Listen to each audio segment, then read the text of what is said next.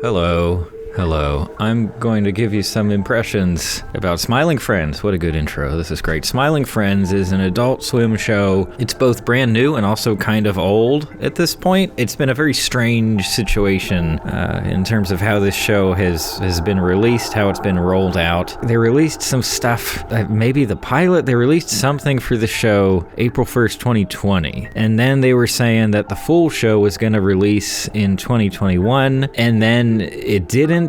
I have a feeling it was meant for release in fall of 2021. It just didn't happen. Some kind of delay, whatever. Maybe it was just a programming decision. And instead, it actually premiered season 1 this month, January of 2022. And now we have a few episodes of Smiling Friends that are very hard to watch. So if you want to watch this show, you can try to watch it on actual television, for one thing, on Cartoon Network. So you can try to catch episodes live if you have cable for some reason, or you have TV service. I don't know many people under the age of 35 who do have access to regular TV service. Everyone just streams stuff now, and especially I feel like Adult Swim should know that much of its audience probably won't be super motivated to watch stuff live on TV or pay to watch this stuff in general. I don't know. It seems like a very strange choice to me. You can stream it, technically. You can stream it via a live TV subscription through another streaming service like Hulu or YouTube Premium Plus Live TV Membership Live, but it's very expensive. I wasn't going to do that, so I found some other ways to watch the pilot and the first 3 official episodes of season 1, and clearly a lot of people have been hyped for this show. Plenty of people have told me directly that they were very excited to see Smiling Friends. I've seen plenty of hype for it online, and the fact that we are getting so many re-uploads of clips from episodes of the show, or just attempts to share full episodes of the show with other people, is usually pretty strong evidence that people care about a show, that they are motivated to watch it and share it with other people. It's time to talk about the show itself. I did not know that Michael Cusack was involved. If you're not familiar, he was also behind YOLO Crystal Fantasy, and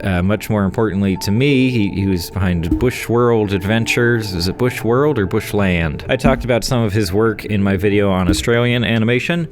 He's an Australian person, and he has a very specific style of comedy and animation. It remains very consistent, let's say, across multiple shows and projects of his. And then the other guy who gets a creator credit on the show, I think in front of Michael Cusack, is Zach Hadel. He does stuff on YouTube. He does some voice acting. He was a Newgrounds animation guy, which makes sense. I mean, this show feels very Newgrounds. It definitely feels outdated in that way. And he's on the very popular internet series Oni Plays. You know, Oni Plays, wow, that's one of my favorite internet shows. I watch it so often. I watch it all the time. I think they just have some of the coolest thumbnails out there. And it's such a beautiful brand of comedy. It keeps renewing itself over and over. It's always so inventive and clever and smart. I love it. It's one of my favorite things. So those are the 2 people involved in this show. And out of the 2, I definitely have more admiration, let's say, for Michael Cusack. Loved Bush World Adventures. I loved parts of YOLO Crystal Fantasy. If you know his work, then you know exactly what to expect from one of his projects. Like, it's going to be a very similar sense of humor. There's going to be a lot of just random stuff in it. Not much of a traditional story at all. Some grotesque animations, some depictions of like poor people basically who are having a tough time with their lives. Lots of swearing for sure. That's kind of a given. Characters of some kind, but you're not really meant to care about the characters all that much. You also get references to some internet humor. You get references to video games and the gamers. Smiling Friends already has had a number of characters portrayed as gamers with a Z. That's the brand of comedy that he's bringing to the table very consistently. This feels very, very much like YOLO Crystal Fantasy. Had I known that Michael Cusack was involved with the show, I think I would have been a little less curious about Smiling Friends. Not because I don't like his work. I like it just fine. Like I said, I know what to expect from him. So as soon as I found out that Michael Cusack was involved with Smiling Friends, I was like, okay, I know exactly what that show's going to be. I don't feel like I need to watch it to get a sense of what it is, but I've watched as much as I could find. As I mentioned earlier, the first 3 official episodes of season 1,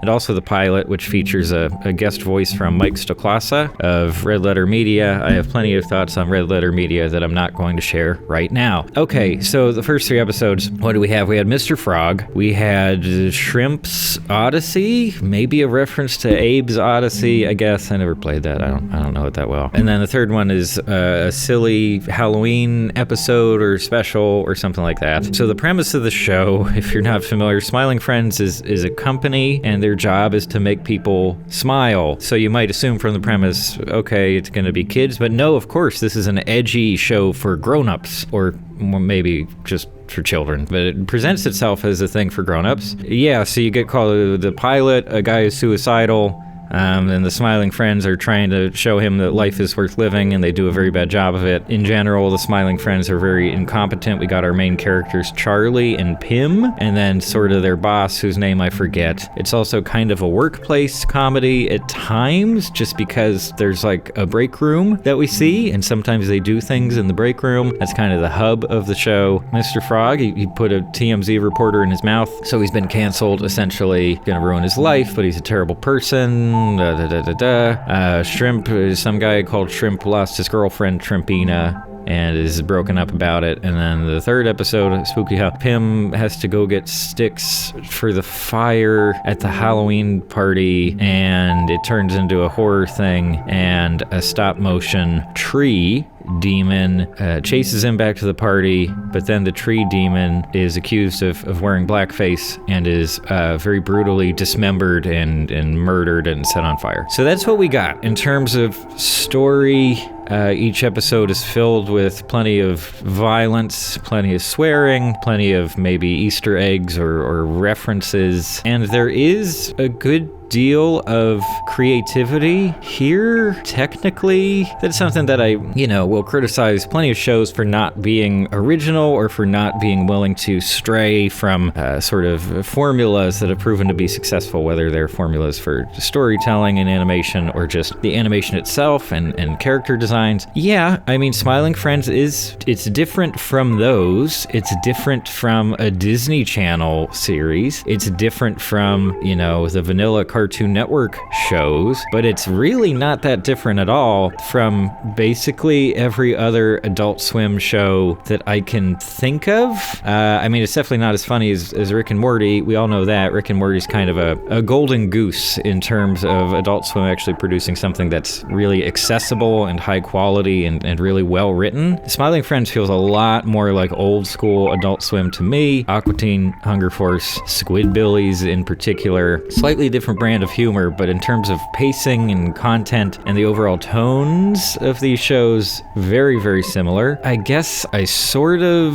have some amount of respect for Adult Swim greenlighting this show. I have a certain amount of respect for Michael Cusack and whatever team actually produced this show. It's still really not for me. It still doesn't strike me as being especially funny or engaging or interesting. If you're being introduced to this style for the very first time, I totally get that, cool. I'm sure it would be really surprising and interesting. But no, I've seen it a lot before. I've seen this style executed many times before. I don't feel especially impressed by anything that Smiling Friends has done so far, though I've just gotten 3 episodes and a pilot here. Yeah, there's a chance that it will really develop over time, that it will become something completely different, and that it'll knock my socks off in the future. But given the people involved and given the style that they're going for, I don't expect any big changes here at all. I don't expect to see anything all that exciting or fresh. I mean, I don't hate it.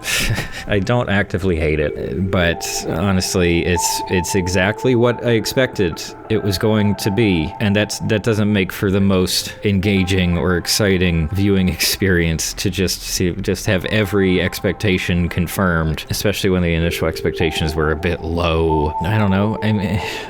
I guess one of the best things you can say about it is that it can be surprising at times. It can genuinely throw a twist at you that's sort of neat.